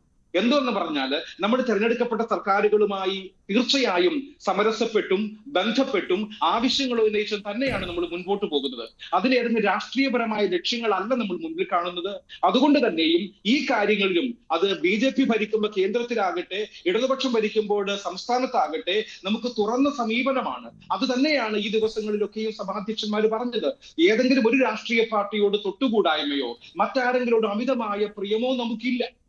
കാര്യങ്ങൾ കൃത്യമായി നിർവഹിക്കപ്പെടണമെന്നും ജനാധിപത്യ രാഷ്ട്രത്ത് അങ്ങനെയുള്ള അവകാശങ്ങൾ സംരക്ഷിക്കപ്പെടണമെന്നും ആവശ്യപ്പെടാൻ ഞങ്ങൾക്ക് 300 രൂപ കിട്ടിയാൽ ഞങ്ങൾ നിങ്ങളെ പിന്തുണയ്ക്കും എന്ന് പറയേണ്ടതില്ലല്ലോ. അതൊരു രാഷ്ട്രീയ ചായ്വ് പ്രകടിപ്പിക്കലായിരുന്നു, അതൊരു സന്ദേശമായിരുന്നു, അത്തരം നീക്കങ്ങൾ ഉണ്ടായിരുന്നു. അതിന്റെ ആ ഒരു നീക്കത്തിന്റെ ഫലം തന്നെയാണ് തൃശ്ശൂരിൽ അവർക്ക് ആദ്യമായി ഒരു MP വിജയിപ്പിക്കാനായത്. തൃശ്ശൂരിന്റെ രാഷ്ട്രീയ സാഹചര്യം എന്താണ് എന്ന് നമുക്കറിയാമല്ലോ. അപ്പോൾ അത്തരം രേണുകയുടെ ദുർവ്യാഖ്യാനമാണ് എന്ത് തന്നെയായാലും തൃശ്ശൂരിൽ എന്ത് സംഭവിച്ചു എന്നുള്ളത് തൃശ്ശൂരിലെ പ്രബുദ്ധരായ വോട്ടർമാർ കൃത്യമായി മനസ്സിലാക്കിയിട്ടുണ്ട്. അതനുസരിച്ച് എല്ലാവരും വോട്ട് ചെയ്യുന്നു.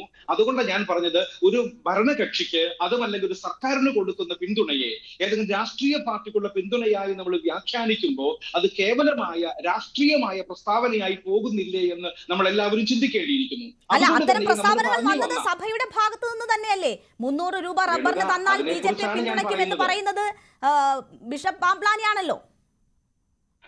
300 രൂപ തന്നാൽ ഈ ജനാധിപത്യപരമായി തിരഞ്ഞെടുക്കപ്പെട്ട സർക്കാരുകൾക്ക് ബാധ്യതയുണ്ട് എന്ന് ആവശ്യപ്പെടാൻ ഒരു മതമരദക്ഷിന് ഉത്തരവാദിത്വമില്ലേ? കർഷകരായി ഞങ്ങൾക്കാർക്ക് ഉത്തരവാദിത്വമില്ലേ? ഞാനൊരു കർഷകന്റെ മകനാ, ഞാനും കൃഷിപ്പണി ചെയ്യാറുള്ളവനാ. അതുകൊണ്ട് തന്നെ ഈ ഞങ്ങൾ എടുക്കുന്ന കൃഷിക്ക് ആനുപാതികമായി ഞങ്ങൾക്ക് വേതനം ലഭിക്കണമെന്ന് പറയാനുള്ള അവകാശം നമുക്കാർക്കും ഇല്ലേ? അതാരോടാണ് നമ്മൾ അങ്ങനെ പറയാം. പക്ഷേ BJPയെ സഹായിക്കാം എന്ന് പറയുമ്പോൾ അതൊരു രാഷ്ട്രീയ പിന്തുണ, രാഷ്ട്രീയ ചായ്വ് പ്രകടിപ്പിക്കൽ കൂടിയാണല്ലോ. അതും എനിക്ക് തോന്നുന്നു ഇത് പല പ്രാവശ്യം നമ്മൾ ആവർത്തിച്ച് ചർച്ച ചെയ്തതും കൃത്യമായി നിലപാട് വ്യക്തമാക്കിയതുമായ കാര്യമാണ്. നമ്മൾ ഇന്ന് ചർച്ചയ്ക്കെടുത്തിരിക്കുന്ന വിഷയം രേണുക മറന്നു പോകരുത്. നമ്മൾ പറഞ്ഞുകൊണ്ടിരുന്ന ക്രൈസ്തവ കത്തോലിക്ക വിശ്വാസികൾ ക്രിസ്മസ് ആഘോഷിക്കുന്ന ഈ ദിവസങ്ങളിൽ പോലും ക്രൈസ്തവർക്ക് നേരെയും കരോൾ സംഘങ്ങൾക്ക് നേരെയും ദേവാലയങ്ങൾക്ക് നേരെയും സ്ഥാപനങ്ങൾക്ക് നേരെയും ഉണ്ടാകുന്ന അത്തരം ആക്രമണങ്ങൾ തന്നെയാണ് നമ്മൾ ചർച്ച ചെയ്യുന്നത്. ആ ഘട്ടത്തിൽ മുൻപ് പറഞ്ഞ ഈ പരാമർശങ്ങളിൽ എന്തെങ്കിലും വീണ്ടും വിചാരമുണ്ടോ, അത് തെറ്റായി പോയി എന്ന തോന്നലുണ്ടോ എന്നൊരു ചോദ്യമാണ് ഞാൻ ഫാദറിനോട് ഇതുമായി ബന്ധപ്പെട്ട് വീണ്ടും വിചാരങ്ങൾക്ക് കാര്യമില്ലെന്നേ. കാരണം എന്താണെന്ന് വെച്ചാൽ സഭ കൃത്യമായ നിലപാടുകൾ ഓരോ അവസരങ്ങളിലും പ്രശ്നാധിഷ്ഠിതമായി തന്നെയും പറഞ്ഞിട്ടുണ്ട്. അത് രാഷ്ട്രീയപരമായി ചായ്വായി ദുർവ്യാഖ്യാനം ചെയ്യുന്ന മാധ്യമങ്ങളാണ്. അതിനെക്കുറിച്ച് ജനങ്ങൾക്ക് നല്ല ബോധ്യമുണ്ട് എന്ന് തന്നെയാണ് ഞാൻ കരുതുന്നത്. ഞങ്ങളുടെ വിശ്വാസികൾക്ക് കൊടുക്കാനുള്ള അതൊക്കെ രാഷ്ട്രീയ ചായ്വായി ദുർവ്യാഖ്യാനം ചെയ്യപ്പെട്ടതാണ് എന്നതാണ് ഫാദർ ആന്റണി വടക്കേക്കര പറയുന്നത്. ഞാൻ താങ്കളിലേക്ക് തിരിച്ചെത്താം. ഇപ്പോൾ ശ്രീ ഷോൺ ജോർജ് കൂടി നമുക്കൊപ്പം ടെലിഫോൺ ലൈനിൽ ചേരുകയാണ്. ശ്രീ ഷോൺ ജോർജ്, ഞങ്ങളുടെ ആവശ്യങ്ങൾ നിറവേറ്റണം എന്ന കാര്യങ്ങൾ പറയുന്നത്, അതിനെ പിന്തുണയ്ക്കുന്നത് മറ്റൊരു രാഷ്ട്രീയ ചായ്വല്ല എന്ന കാര്യമാണ് ഫാദർ ആന്റണി വടക്കേക്കര പറഞ്ഞു നിർത്തിയത്. നോക്കൂ, ഇവിടെ BJP ക്രൈസ്തവ സമൂഹവുമായി അടുക്കാനുള്ള വലിയ ശ്രമങ്ങൾ നടത്തി വന്നിട്ടുണ്ട്. ഛത്തീസ്ഗഡിൽ കന്യാസ്ത്രീകൾ ആക്രമിക്കപ്പെട്ട സംഭവം ഉണ്ടാകുമ്പോൾ BJP നേതൃത്വമാണ് അവിടെ എത്തിയ വിഷയങ്ങളിൽ ഇടപെടുന്നത്. പക്ഷേ അവിടെയുള്ള നേതൃത്വങ്ങൾക്ക് മറ്റൊരു നിലപാടായിരുന്നു. ഇതൊരു വലിയ കോൺഫ്ലിക്റ്റായി മാറുന്നുണ്ടോ? ക്രൈസ്തവ സമൂഹത്തെ എങ്ങനെ സമീപിക്കണം എന്ന കാര്യത്തിൽ BJPക്കുള്ളിൽ, സംഘപരിവാർ സംഘടനകൾക്കുള്ളിൽ വലിയ ഭിന്നതയുണ്ട് എന്ന കാര്യം നേരത്തെ തന്നെ പുറത്തു വന്നിട്ടുള്ളതാണ്. അത് എങ്ങനെ കൈകാര്യം ചെയ്യണമെന്നതിലെ ആശയക്കുഴപ്പമാണോ നമ്മളിപ്പോൾ കാണുന്നത്? രാജ്യത്തിന്റെ പല ഭാഗത്തും ക്രൈസ്തവ സമൂഹം ആക്രമിക്കപ്പെടുന്നത് കാണുന്നു. പക്ഷേ പ്രധാനമന്ത്രി ക്രൈസ്തവർക്കൊപ്പം നിൽക്കുന്ന അല്ലെങ്കിൽ അവരുടെ ചടങ്ങുകളിൽ പങ്കെടുക്കുന്ന ദൃശ്യങ്ങളും ഒരു ഭാഗത്തു നിന്ന് വരുന്നു. എന്തുകൊണ്ടാണ് ഇന്ന് പ്രധാനമന്ത്രി അത്തരത്തിലൊരു ചടങ്ങിൽ പങ്കെടുക്കുമ്പോൾ ഇത്തരത്തിലുള്ള ചർച്ച നടക്കുന്നത്? അദ്ദേഹം എല്ലാ മതവിഭാഗങ്ങളെയും, നിങ്ങൾ ബോറ കമ്മ്യൂണിറ്റി.com ഉള്ള അദ്ദേഹത്തിന്റെ ഫോട്ടോ കഴിഞ്ഞ 2 മാസത്തിനുള്ളിൽ കണ്ടിട്ടുണ്ട്. എല്ലാ വിഭാഗങ്ങളെയും ഒരുമിച്ച് നിർത്തണം എന്നുള്ളൊരു മെസ്സേജ്. ഇന്ത്യ ഒരു മതേതര രാഷ്ട്രമാണ്. ആ ഒരു വലിയ സങ്കല്പത്തിൽ മുമ്പോട്ട് പോകണമെന്നുള്ള നരേന്ദ്രമോദി സർക്കാരിന്റെ ആഹ്വാനമാണ് അദ്ദേഹം ഘട്ടം ഘട്ടമായി നടപ്പിലാക്കുന്നത്. തീർച്ചയായിട്ടും ആക്ഷേപങ്ങൾ ധാരാളമുണ്ട്. എങ്കിൽ പോലും ഇന്ന് അദ്ദേഹം കൊടുത്തൊരു മെസ്സേജ് എന്താണ്? ഞാനൊരു സെക്കുലർ രാജ്യത്തിന്റെ പ്രധാനമന്ത്രിയാണ്. ആ പ്രധാനമന്ത്രി എന്ന നിലയിൽ എല്ലാ മതവിഭാഗങ്ങളോടും എന്റെ ആഭിമുഖ്യം ഞാൻ ഇവിടെ പ്രകടിപ്പിക്കുന്നു. അവർ ബഹുമാനിക്കുന്ന ആ ക്രിസ്മസിനെ ഞാനും ബഹുമാനിക്കുന്നു എന്നൊരു വലിയ മെസ്സേജാണ് അദ്ദേഹം കൊടുത്തത്. പക്ഷെ കേരളത്തിലോട്ട് വരുമ്പോൾ ഒരു പ്രശ്നം എന്താണ്? കേരളത്തില് ഇന്നലെ മുതൽ പാലക്കാട്ടെ ഒരു കരോൾ സംഘത്തിന്റെ വിഷയം ചർച്ച ചെയ്യുന്നു. ഞാൻ അതിലേക്ക് പോകുന്നതിന് മുമ്പ് ഒരൊറ്റ കാര്യം ചോദിച്ചോട്ടെ ഷോൺ. പ്രധാനമന്ത്രി അവിടെ പോകുന്നു, അങ്ങനെ ഒരു സന്ദേശം കൊടുക്കുന്നു, അതിനപ്പുറം BJP ഭരിക്കുന്ന സ്നേഹം വരുന്നു, അതാണ് ഏറ്റവും രസം. എന്തുകൊണ്ടേ, പക്ഷേ ഒരു കാര്യം വ്യക്തമായിട്ട് പറയാം. ഈ കഴിഞ്ഞ ദിവസങ്ങളിൽ ഇപ്പോ പ്രചരിപ്പിക്കപ്പെട്ട ഏറ്റവും വലിയ വീഡിയോ ഒരു ഒരു ഒരു ഒരു മൊട്ടത്തലയനായ ഒരു വ്യക്തി ഒരു പാസ്റ്ററെ കുത്തിനി പിടിച്ച് ഭീഷണിപ്പെടുത്തുന്ന ഒരു വീഡിയോ ആണ് വന്നത്. അദ്ദേഹം മുൻപ് ബംഗ്ലാദേശ് സ്വദേശിയായിരുന്നു, അവിടുന്ന് കടന്നു വന്ന ഒരു വ്യക്തിയാണെന്നാണ് പറയുന്നത്. ആ സംഭവം നടന്നത് കർണാടകയിലാണ്. എന്തുകൊണ്ട് സത്യനിഷ്ഠന്റെ കാര്യമാണോ ഉദ്ദേശിച്ചത്? BJP ഭരിക്കുന്ന സംസ്ഥാനങ്ങളിൽ എന്ന് പറഞ്ഞ് വിശദീകരിക്കുന്ന ചാനലുകൾ എന്തുകൊണ്ട് കർണാടക ഭരിക്കുന്ന കോൺഗ്രസ് സർക്കാരിനെ കുറ്റപ്പെടുത്തുന്നില്ല? ഇത്തരം വിഷയങ്ങളെ ഒറ്റപ്പെട്ട സംഭവങ്ങളല്ല, നിരവധി സംഭവങ്ങളുണ്ട്, ഞാൻ നിഷേധിക്കില്ല, നിരവധി സംഭവങ്ങൾ ഉണ്ടാകുന്നുണ്ട്. അത്തരത്തിലുള്ള സംഭവങ്ങളിൽ വളരെ കൃത്യമായി നമ്മൾ പറയാം, ഞങ്ങള് ഇപ്പോഴും കത്തോലിക്ക സഭയെ സംബന്ധിച്ചിടത്തോളം അതുപോലെ മറ്റു ഇതര സമുദായങ്ങളെ സംബന്ധിച്ചിടത്തോളം നിർബന്ധിത മതപരിവർത്തനത്തെ പ്രോത്സാഹിപ്പിക്കുന്ന സംഘടനകളല്ല നമ്മളാരും. അത് നിയമപരമായി കുറ്റമാണ്. ഒരാൾക്ക് ഇവിടെ ഇന്ത്യ മഹാരാജ്യത്ത് ഏത് മതത്തിലും വിശ്വസിക്കാനുള്ള അവകാശമുണ്ട്, അത് സംരക്ഷിക്കാനുള്ള ബാധ്യത BJPക്കുണ്ട്. പക്ഷേ നിർബന്ധിത മതപരിവർത്തനം നടക്കുന്നു എന്ന് ആരോപിക്കപ്പെടുന്ന സ്ഥലങ്ങളിൽ പലയിടത്തും ഇത്തരം വിഷയങ്ങളുണ്ട്. അത് ഞങ്ങൾ അറിയുന്ന സ്ഥലങ്ങളിൽ പരിഹരിക്കാൻ നമ്മൾ ശ്രമിക്കാറുണ്ട്. പക്ഷേ 150 കോടി ജനം ജീവിക്കുന്ന ഈ രാജ്യത്ത് ഇത്തരത്തിലുള്ള ചെറിയ വിഷയങ്ങൾ നിർബന്ധിത മതപരിവർത്തനം നടന്നാൽ എന്താണ് ചെയ്യേണ്ടതെന്നത് നമ്മളുടെ നീതിന്യായ സംവിധാനങ്ങളിൽ പറഞ്ഞിട്ടുള്ളതാണ്. അതനുസരിച്ചാണല്ലോ നീങ്ങേണ്ടത്. അല്ലാണ്ട് അവരെ ഏതെങ്കിലും തരത്തിൽ കായികമായി നേരിടാനും മറ്റും ഉള്ള അവകാശം ആരും തന്നിട്ടില്ല. ഷോൺ, ഇവിടെ നോക്കൂ ഗോരഖ്പൂരിൽ ഹവാബാഗ് കോളേജിനടുത്തുള്ള പള്ളിയിൽ കാഴ്ച പരിമിതിയുള്ള കുട്ടികൾക്കായി നടത്തിയ ക്രിസ്മസ് ആഘോഷത്തിലാണ് ആക്രമണം ഉണ്ടാകുന്നത്. അത് നടത്തിയത് ഒരു BJPയുടെ പ്രാദേശിക നേതാവാണ്. ആ ഉത്തരവാദിത്വത്തിൽ നിന്ന് ഒഴിഞ്ഞു മാറാൻ പറ്റില്ലല്ലോ. ഇല്ല, ഒരു കാര്യം പറയാം. BJPയുടെ ഔദ്യോഗിക പദവിയിലുള്ള ആരാണെങ്കിൽ അതിനെ സംബന്ധിച്ച് അന്വേഷണം നടക്കുന്നുണ്ട്. ഔദ്യോഗിക പദവിയിലുള്ള ആരും ഇത്തരത്തിലുള്ള ഏതെങ്കിലും നടപടികളിലേക്ക് കടന്നു പോയിട്ടുണ്ടെങ്കിൽ തീർച്ചയായിട്ടും പാർട്ടിയുടെ ഭാഗത്തിന്റെ നടപടിയിലേക്ക് പോകും. ഞാനിപ്പോ പറയുന്നൊരു കാര്യം, എനിക്കൊരു കാര്യം വിശദീകരിക്കണം. ഞാൻ മിനിഞ്ഞാന്ന് ഡൽഹിയിൽ പത്രക്കാരെ കണ്ടപ്പോൾ ഞാൻ പറഞ്ഞു, ഏതെങ്കിലും കരോൾ സംഘങ്ങളെ ഇത്തരത്തിലുള്ള പ്രശ്നങ്ങൾ ഉണ്ടാകുമ്പോൾ കരോൾ മാന്യമായിട്ട് നടക്കണം. അപ്പോ അതിനെ വ്യാഖ്യാനിച്ചത് ഇവിടുത്തെ ഒരു പ്രമുഖ ചാനൽ, അത് ജമാഅത്തെ ഇസ്ലാമിയുടെ ചാനലാണ്. ആ ചാനലിൽ കൊടുത്തേക്കുന്ന കാർഡ് ഇതാണ്: മാന്യമായിട്ട് കരോൾ നടത്തിയില്ല, അടി കിട്ടും. ഷോൺ ജോർജ് അത് വലിയ രീതിയിൽ പ്രചരിപ്പിക്കുകയാണ്. എന്താണ് ഉദ്ദേശം? ഇന്ന് ചാരമ്മൂട് ഇത്തരത്തില് ഇന്നലെ രാത്രിയില് മറ്റേ കരോൾ സംഘത്തിന് നേരെ DYFIയുടെ വലിയ ആക്രമണം ഉണ്ടായി. എന്താ കേരളത്തിൽ ഒരു ചാനലും അത് പിടിക്കാത്ത? എന്താ ഒരു ചാനലിൽ അത് ഇഷ്ടമില്ലാത്ത? ഇങ്ങനെയുള്ള സംഭവങ്ങൾ ആരുടെ ഭാഗത്തു നിന്നും ഉണ്ടായാലും ഞാനൊരു കാര്യം പറയട്ടെ, കേരളത്തില് പള്ളുരുത്തി എന്ന് പറയുന്ന ഒരു സ്ഥലമുണ്ട്, എറണാകുളം കൊച്ചി ടൗണിനകത്താണ്. അവിടെ SDPയുടെ നേതൃത്വത്തിൽ അവിടെ സെയിന്റ് തീസ സ്കൂളിലെ കന്യാസ്ത്രീമാർക്ക് നേരെ ആക്രമണം ഉണ്ടായി. എന്താ ഇവരാരും മിണ്ടാത്തെ? ഇവിടുത്തെ ചാനലുകൾക്ക് എന്താ എന്തൊന്നും ശബ്ദമില്ലാത്ത? എന്താ ഒന്നും വേണ്ട, ഇപ്പൊ നിങ്ങൾ എന്റെ കൂടെ വാ. ആ കളമശ്ശേരിയിൽ ഒരു കന്യാസ്ത്രീമഠം ആക്രമിച്ച് ആ കന്യാസ്ത്രീമഠത്തിന്റെ വഴി അടച്ച് കുടില് കെട്ടിവെച്ചേക്ക് SDPI. അവിടെ ആരാ എന്തൊന്നും മിണ്ടാത്തെ? അവർ ആർക്കൊന്നും സംസാരിക്കാത്ത? അവിടെ എന്താ ഒരു ചാനൽ പോലും പോവാത്തെ? അപ്പോ ഇത് പർപ്പസ്ഫുൾ ആണ്. ഇത് വളരെ വളരെ വളരെ നിഗൂഢമായ നീക്കമാണ്. എന്ത് നീക്കമാണ് ഷോൺ നിഗൂഢം എന്ന് പറയുന്നത്? ഈ മധ്യപ്രദേശിൽ നടക്കുന്ന, UPയിൽ സർക്കാർ തന്നെ ക്രിസ്മസ് ദിനത്തിൽ സ്കൂളുകൾ തുറന്നു പ്രവർത്തിക്കണമെന്ന് നിർദ്ദേശിക്കുന്ന, ഡൽഹിയിൽ ലജ്പത് നഗറിൽ മലയാളികൾ ഉൾപ്പെടെയുള്ള കരോൾ സംഘത്തെ ബജ്രംഗ് ദൾ പ്രവർത്തകർ വിരട്ടി ഓടിക്കുന്ന സംഭവമൊക്കെ എന്താണ് ആസൂത്രിതം എന്ന് നിങ്ങൾ പറയുന്നത് എനിക്ക് മനസ്സിലാകുന്നില്ല. ആരാണ് ഈ അക്രമ സംഭവങ്ങൾ ആസൂത്രണം ചെയ്യുന്നത്? ആരാണ് നടപ്പാക്കുന്നത്? ആര് ഭരിക്കുന്ന സംസ്ഥാനത്താണ് ഇത് നടക്കുന്നതെന്ന് പകൽ പോലെ വ്യക്തമല്ലേ? കലണ്ടർ ഒന്ന് പരിശോധിക്കൂ. നിങ്ങൾ ആ UPയിലെ കലണ്ടർ ഒന്ന് പരിശോധിക്കൂ. ഡിസംബർ 25 അവധി ദിവസം തന്നെയാണ്. വാജ്പേയിയുടെ ജന്മദിനമായ അന്ന് ഗുഡ് ഗവർണൻസ് ഡേ എന്ന് ആചരിക്കണമെന്ന് പറഞ്ഞാൽ അത് ക്രൈസ്തവവിരുദ്ധമാണെന്ന് എങ്ങനെയാണെന്ന് എനിക്ക് പറയില്ല. നിങ്ങൾക്കത് വ്യാഖ്യാനിക്കാൻ അങ്ങനെ, ഞങ്ങൾക്ക് അങ്ങനെ വ്യാഖ്യാനിക്കാൻ കഴിയുന്നില്ല. അപ്പോൾ ഞാൻ ചൂണ്ടിക്കാട്ടിയ മറ്റ് അക്രമ സംഭവങ്ങളുമായി ബന്ധപ്പെട്ടൊന്നും നിങ്ങൾക്ക് ഉത്തരവാദിത്തമില്ല. BJP പ്രവർത്തകർ നേരിട്ടിടപെടുന്നതിൽ ഉത്തരവാദിത്തമില്ല. ബജ്രംഗ് ദൾ പ്രവർത്തകർ നടത്തുന്നതിൽ ഉത്തരവാദിത്തമില്ല. 2014 നരേന്ദ്രമോദി അധികാരത്തിൽ വരുന്നതിന് മുമ്പ് ഇത്തരം ആക്രമണങ്ങൾ ഇന്ത്യയിൽ നടന്നിട്ടില്ലേ? ആയിരക്കണക്കിന് 10,000-കണക്കിന് നടന്നിട്ടുണ്ട്. ആ സംഭവങ്ങളെ ഒന്ന് അപലപിക്കാൻ പോലും തയ്യാറായിട്ടില്ല എന്നതാണ്. BJP ഭരിക്കുന്ന സംസ്ഥാനങ്ങളിലാണ് ഇത് നടക്കുന്നത്. BJP സംഘപരിവാർ സംഘടനകളാണ് ഇത് നടത്തുന്നത്. അതിനെ ഒന്ന് അപലപിക്കാൻ പോലും തയ്യാറായിട്ടില്ല.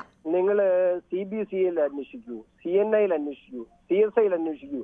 ഞങ്ങളുടെ മുമ്പിൽ വരുന്ന, ഞങ്ങൾക്ക് ലഭിക്കുന്ന ഏതൊരു വിഷയത്തെയും കൃത്യമായി ഇടപെടാനും. ഇപ്പൊ നിങ്ങൾ തന്നെ പറഞ്ഞല്ലോ, ഛത്തീസ്ഗഡിൽ പോയി അതിന് പരിഹാരം ഉണ്ടാക്കണമെന്ന് ഞങ്ങൾ തന്നെയല്ലേ.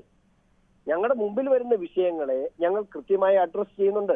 അത് പ്രധാനമന്ത്രിയുടെ അനുമതിയില്ലാതെ ഞങ്ങൾക്ക് ചെയ്യാൻ പറ്റുമോ? നിങ്ങൾ എന്താ പറയുന്നത്? ഈ ഛത്തീസ്ഗഡിൽ പോയ കന്യാസ്ത്രീമാരെ ഞങ്ങൾ ഇറങ്ങി പ്രധാനമന്ത്രിക്ക് അറിയാമായിരിക്കും എങ്ങനെയാണ് BJPയുടെ കേരള ഘടകം പ്രവർത്തിക്കുന്നതെന്ന് പ്രധാനമന്ത്രിക്ക് അറിയാമായിരിക്കും. പക്ഷേ മറ്റ് സംസ്ഥാനങ്ങളിലെ നേതാക്കന്മാർക്ക് അക്കാര്യങ്ങൾ അറിയുമോ?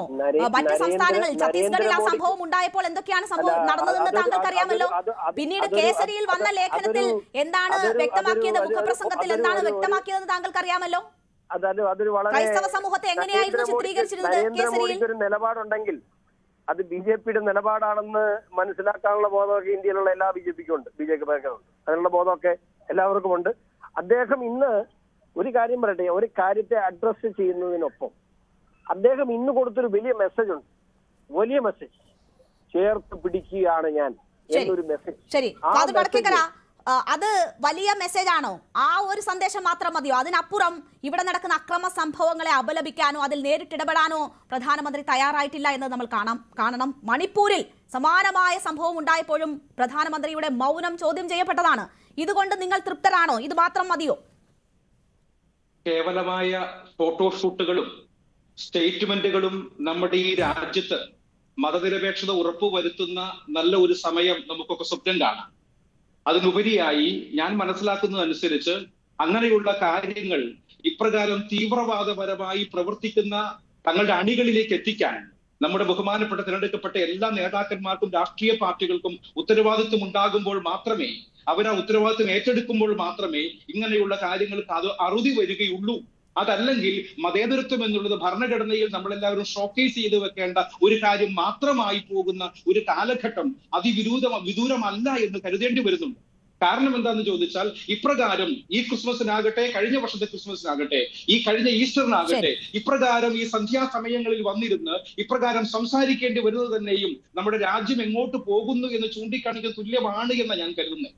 അതുകൊണ്ട് തന്നെയും ഇതൊരു കേവലമായ രാഷ്ട്രീയപരമായ ഒരു ചർച്ചയാക്കി മാറ്റരുത്. മറിച്ച് ക്രൈസ്തവ ന്യൂനപക്ഷം നമ്മുടെ രാജ്യത്ത് നേരിട്ടുകൊണ്ടിരിക്കുന്ന വലിയ ആശങ്കയും ആക്രമണങ്ങളും എങ്ങനെ പ്രതിരോധിക്കണമെന്നതിനെ കുറിച്ച് രാഷ്ട്രീയ പാർട്ടികളും അതുപോലെ ഭരണാധികാരികളും നിയമപാലകരും ഉറക്കെ ചിന്തിക്കുകയും വേണ്ട സുരക്ഷിതത്വം ഉറപ്പുവരുത്തുകയും ചെയ്യുകയും കലാപകാരികൾക്കെതിരെ രാഷ്ട്രീയം നോക്കാതെ, അവരുടെ ഏതെങ്കിലും തരത്തിലുള്ള അഫിനിറ്റികൾ മാത്രം നോക്കാതെ നടപടികൾ എടുക്കുകയും ചെയ്യുമ്പോൾ മാത്രമേ ഇങ്ങനെയുള്ള കാര്യങ്ങൾ അവസാനിക്കുകയുള്ളൂ എന്നത് ഒരു സംശയവുമില്ല. അതുകൊണ്ട് കേവലം വാചകം അടിച്ചതുകൊണ്ട് മാത്രം കാര്യങ്ങൾ നടക്കില്ല.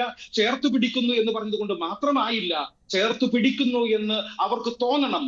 തോന്നുന്ന രീതിയിൽ മാത്രം പോരാ എന്നതാണ് പറയുന്നത്. അത് പ്രവൃത്തിയിലുണ്ടാകണം, അത് അനുഭവവേദ്യമാവുകയും വേണം. എന്തായാലും ഈ ക്രിസ്മസ് രാവിൽ നമുക്ക് ഈ വിഷയം ചർച്ച ചെയ്യേണ്ടി വന്നു. ഇനി അടുത്ത ക്രിസ്മസ് സമാധാനത്തിൻ്റെത് മാത്രമാകട്ടെ എന്ന് ആശിക്കാം. വളരെ നന്ദി ചർച്ചയിൽ പങ്കെടുത്ത എല്ലാ അതിഥികളും.